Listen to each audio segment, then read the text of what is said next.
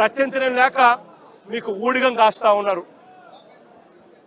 బీహార్లో ఏం జరుగుతా ఉందో నాకు తెలియదు, కానీ ఇక్కడ జంగల్ రాజును మీరు సృష్టించి నడిపిస్తా ఉన్నారు. కానీ నేను అందరికీ కూడా ఒకటే చెప్తా ఉన్నా, ఎల్లకాలం ఇదే మాదిరిగానే జరగదు. 2 ఏళ్ళు కన్ను మూసుకుంటే అయిపోయింది, మరో 3 ఏళ్ళు కూడా కన్ను మూసుకుని కన్ను తెరిచేసరికి మరో 3 ఏళ్ళు కూడా అయిపోతుంది. ఆ తర్వాత వచ్చేది మాత్రం మా ప్రభుత్వం అని చెప్పి కూడా ప్రతి ఒక్కరికి కూడా ఈ సందర్భంగా కూడా చెప్తా ఉన్నా.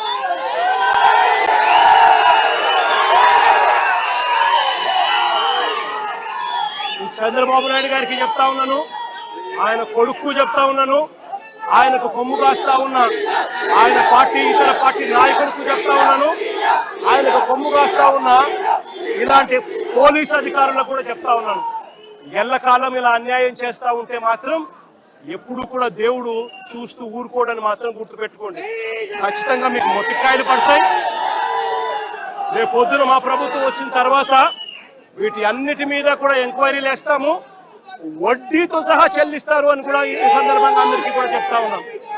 అందరినీ కూడా బోన్లలో నిలబెడతాము, సాక్ష్యాలు ఆధారాలతో సహా యూనిఫామ్లు ఒక్కొక్కరికి కూడా ఇప్పించి వీళ్ళందరితో పాటు ఈ కాన్స్పిరసీలో భాగమైన ఇతర రాజకీయ నాయకులు ఎవరైతే చేసినారో వాళ్ళందరినీ కూడా ఒక్కలో పెట్టి న్యాయం జరిగేట్టుగా వడ్డీతో సహా వీళ్ళంతా కూడా చెల్లించే పరిస్థితి కూడా వస్తుందని కూడా ఈ సందర్భంగా ప్రతి ఒక్కరికి కూడా హెచ్చరిస్తా ఉన్నా. జరుగుతూ ఉన్నది విషపూరిత విత్తనాలు నాటుతా ఉన్నారు. దయచేసి ఈ విషపూరిత విత్తనాలు నాటడం ఇప్పటికైనా ఆపండి. ఇది గన ఆపకపోతే గన రేపొద్దున ఈ విషపూరిత విత్తనాలు మీరొక్కరికే మీకు మాత్రమే వర్తిస్తాయని అనుకోవకండి. ఈ రోజు వైఎస్ఆర్సీపీకి సంబంధించిన ప్రతి గ్రామ స్థాయిలో కూడా ప్రతి కార్యకర్త కూడా దెబ్బతినున్నాడు, ప్రతి నాయకుడు దెబ్బతినున్నాడు. మీరు చేస్తా ఉన్న అన్యాయానికి వీళ్ళంతా కూడా దెబ్బతిని ఉన్నారు. వీళ్ళంతా రేపొద్దున మా ప్రభుత్వం వచ్చినప్పుడు వీళ్ళంతా కూడా మీ విషపూరిత విత్తనాలు ఆ రోజు పెద్ద చెట్లు అయినప్పుడు వీళ్ళు గన స్పందిస్తున్నప్పుడు మీకేం జరుగుతుంది అని కూడా ఆలోచన చేసుకోమని చెప్పి చంద్రబాబు నాయుడు గారిని గట్టిగా హెచ్చరిస్తా ఉన్నా. ఇప్పటికైనా బుద్ధి జ్ఞానం తెచ్చుకోండి, దేవుడు అంటే భయము భక్తి తెచ్చుకోండి. దేవుడు అంటే భయము భక్తితో బుద్ధి జ్ఞానంతో మంచి పరిపాలన ఇచ్చి ప్రజలకు మేలు చేసి వాళ్ళ గుండెల్లో స్థానం సంపాదించుకునే కార్యక్రమం చంద్రబాబు నాయుడు గారు చేయాలి. చేతనైతే సూపర్ 6లు సూపర్ 7లు ఇటువంటి అన్ని కూడా అబద్ధాలు చెప్పకుండా మోసం చేయకుండా ప్రజలకు మంచి చేసి ఇచ్చే కార్యక్రమం చేయండి. మీ పుణ్యాన అని చెప్పి నిర్వీర్యమైపోయిన స్కూళ్లను బాగు చేయండి. ఫీజు రీయింబర్స్మెంట్ బకాయిలు 8 క్వార్టర్లు పిల్లలకి ఇంతవరకు ఇలా పిల్లలు చదువులు మానేస్తా ఉన్నారు. వాళ్ళ పరిస్థితి గమనించి వాళ్ళ చదువులను ఆదుకునే కార్యక్రమం చేయండి. ఆరోగ్యశ్రీ హాస్పిటల్స్ మూసేస్తా ఉన్నారు. పేదవాడికి వైద్యం అందని పరిస్థితిలో పేదవాడు ఉన్నాడు. ఆ ఆరోగ్యశ్రీ నెట్వర్క్ హాస్పిటల్కి ఇవ్వాల్సిన బకాయిలు క్లియర్ చేసి ఆ నెట్వర్క్ హాస్పిటల్ నిలబెట్టి మళ్ళా పేదవాడికి ఉచితంగా వైద్యం అందించే కార్యక్రమం చేయండి. చేతనైతే ఆ 17 మెడికల్ కాలేజీలు మీ స్కాముల కోసం అమ్మకుండా ఆ 17 మెడికల్ కాలేజీలు పూర్తి చేసి పేదవాడికి మధ్యతరగతి వాళ్లకు ప్రజలకు మంచి చేసే కార్యక్రమం చేయండి. చేతనైతే రైతులకు గిట్టుబాటు ధరలు కల్పించే కార్యక్రమం చేయండి. చేతనైతే రైతులకు నువ్వు ఇస్తావన్నా ఇప్పటికే అన్నదాత సుఖీభవ 40,000 ఇస్తానన్నావు, కేవలం 10,000 ఇచ్చావు, 30,000 ఎగరగొట్టావు.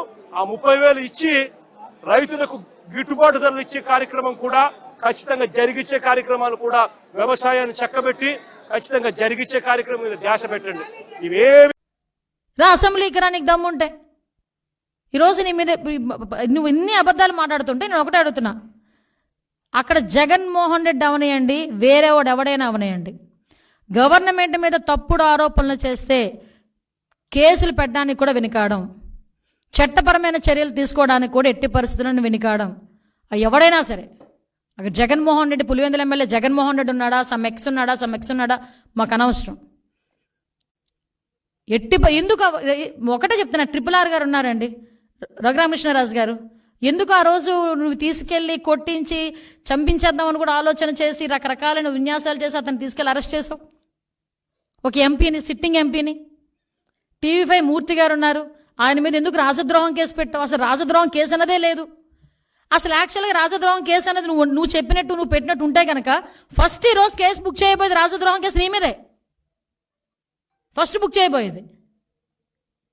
ఆ రోజు ప్రతి ఒక్కరి నోళ్ళు నొక్కి డిపార్ట్మెంట్ని తొత్తుల కింద వాడుకొని ఈరోజు తిరిగి చంద్రబాబు నాయుడు గారి మీద ఎన్డీఏ కూటమి మీద బురద చల్లి నేను గవర్నర్ దగ్గరికి వెళ్తాను, గవర్నర్ గారి దగ్గరికి ఇవన్నీ కాదు నేను కొన్ని ఇస్తాను. నాగమ్మ హత్య కేసు గురించి ఏమైందో చెప్పు. నాగమ్మ ఫ్యామిలీ దగ్గరికి వెళ్ళగలిగావా?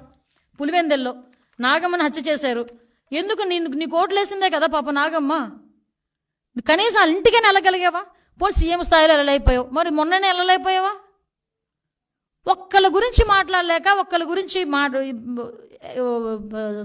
ఏంటది దానికి కనికరం చూపించకుండా, కన్సెంట్ చూపించకుండా ఈరోజు రాజకీయంగా ఏదో రకంగా బురద చల్దామని నోటికి వచ్చినట్టు మాట్లాడుతున్నాం. మేము ఒకటే చెప్తున్నా, ఈరోజు గాంజా విషయంలో మొన్న మన వినుకొండ ఇష్యూలో కూడా వాళ్ళ ఎక్స్ఎమ్మెల్యే చెప్పాడు గంజాయి మత్తులో చంపాడని. ఈరోజు జరుగుతున్నాయి ప్రతి ఇన్సిడెంట్కి వెనకాతల గంజా అన్నది బేస్ అయిపోయింది. ఆ 5 సంవత్సరాల కాలంలో గంజాయిని అనకూడదు కానీ ఒక రాష్ట్ర పండుగ పండించారు వీళ్ళు. విపరీతంగా విచ్చలవిడితనం పెరిగిపోయింది. ఒకసారి మొన్న ఎప్పుడో బయటకు వచ్చి అంటాడు విషపు బీజాలు ఏదో సంథింగ్ విషపు బీజాలు నాటుతున్నారని ఏదో మాట్లాడాడు. అరే ఆల్రెడీ నువ్వు నాటేసావు విషపు బీజాలు. 5 సంవత్సరాలకే 5 సంవత్సరాల ముందే నువ్వు నాటేసావు విషపు బీజాలు లాస్ట్ 5 yearsలో. దాని తాలూకు అవశేషాలు ఇప్పుడు కొన్ని బయటపడుతున్నాయి. దానికి ఎందుకంటే ప్రజలందరూ గ్రహిస్తున్నారు. గతంలో 2019 నుంచి 24 మధ్యలో కూడా వాళ్ళు అబద్ధాలు చెప్పి బతికారు కదా. మళ్ళీ ఏమైంది? 151 11 అయింది. సో మా పైన కూడా బాధ్యత ఉంది. న్యాయబద్ధంగా మేము వెళ్తాం. యాక్షన్ మటుకు ఉంటుంది, దాంట్లో నో సెకండ్ థాట్. ఎవరిని వదిలిపెట్టాం, దాంట్లో ఎలాంటి డౌట్ లేదు.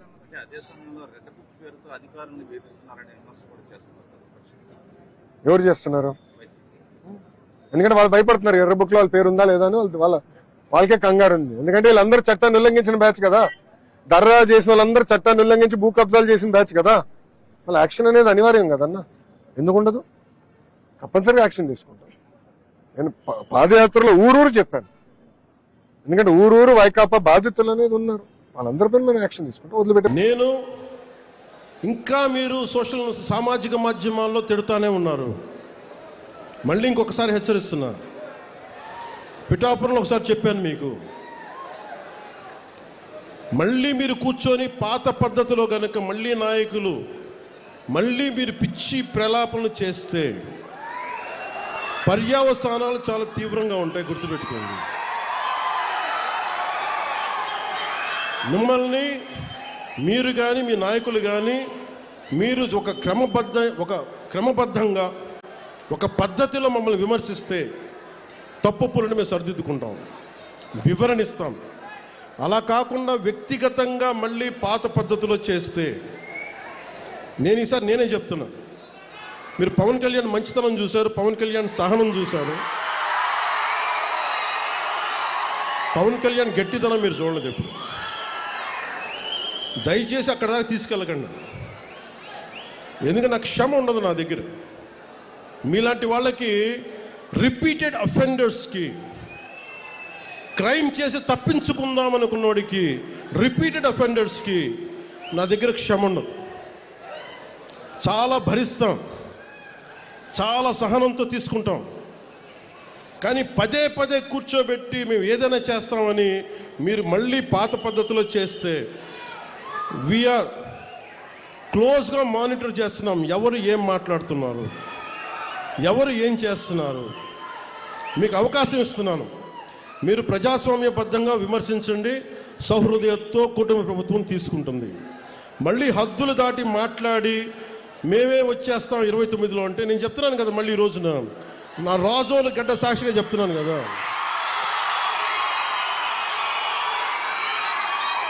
నా రాజోలు గడ్డ సాక్షిగా చెప్తున్నా.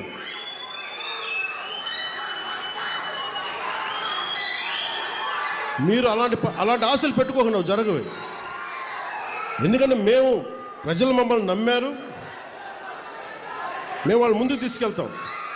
నేను మీ చేత మీ ఏ సమస్య ఉన్నా కానీ మనందరం కూర్చొని, ఉదాహరణకి మన ఆటో డ్రైవర్ సోదరులు ఒక సమస్య చెప్పారు, మాట్లాడుతాం దాని గురించి. ఓకే, సమస్య ఏముంది కూర్చోబెట్టి మాట్లాడి, ప్రజాస్వామ్యం అంటే అదే కదా. ఒక సమస్య ముందుకు వస్తే మనం వింటాం, దానికి ఎలా పరిష్కార మార్గం వెతుకుతాం. అందరం కలిసికట్టుగా దేశాన్ని సమాజాన్ని నిర్మిద్దాం. అంతేగాని క్రిమినల్ యాటిట్యూడ్ తోటి ఎవరు వచ్చినా కానీ, అది నా పార్టీ జనసేన పార్టీలో ఉన్నా కానీ, కూటమి పార్టీలో ఎవరున్నా కానీ, ప్రజాస్వామ్యాన్ని గౌరవించిన నాయకులు ఎవరైనా సరే, నా సొంత పార్టీలో, మన సొంత పార్టీలో ఉన్నా సరే, జనసేనలో ఉన్నా సరే, నేను ఎవడిచ్చాడు ఈ రైట్ వీళ్ళకి? ఎంత ధైర్యం ఉండాలి వీళ్ళకి ఇలాంటి తప్పులు చేయడానికి? తప్పులు చేసి ఇంకా బుకాయిస్తున్నారని వీళ్ళు ఏం చేయాలి అనేది చర్చ జరగాల్సిన అవసరం ఉంది. ఏమండి, నేను నేరుగా చూడాలని ఉద్దేశంతో చూశాను. చూసిన తర్వాత మాత్రం నేను ఊహించలేదు, నేను కళ్ళలో కూడా ఊహించలేదు. ఒక రాజకీయ నాయకుడు ఇలాంటి తప్పుడు పనులు చేస్తారు, తప్పుడు పనులు చేసి ఎదురుదాడులు చేస్తారని నేను కళ్ళలో కూడా ఊహించలేదు. అలాంటి సంఘటన ఇది. అందరినీ విస్మయానికి గురి చేసే సంఘటన. ప్రజాస్వామ్యవాదులందరూ ముక్త కంఠంతో చీకొట్టవలసిన సంఘటన. దానికే ఈరోజు దీన్ని చర్చ చేద్దాం. చర్చ చేసిన తర్వాత దీన్ని ఏ విధంగా లాజికల్గా తీసుకెళ్తారని చెప్పి తెలియజేసుకుంటూ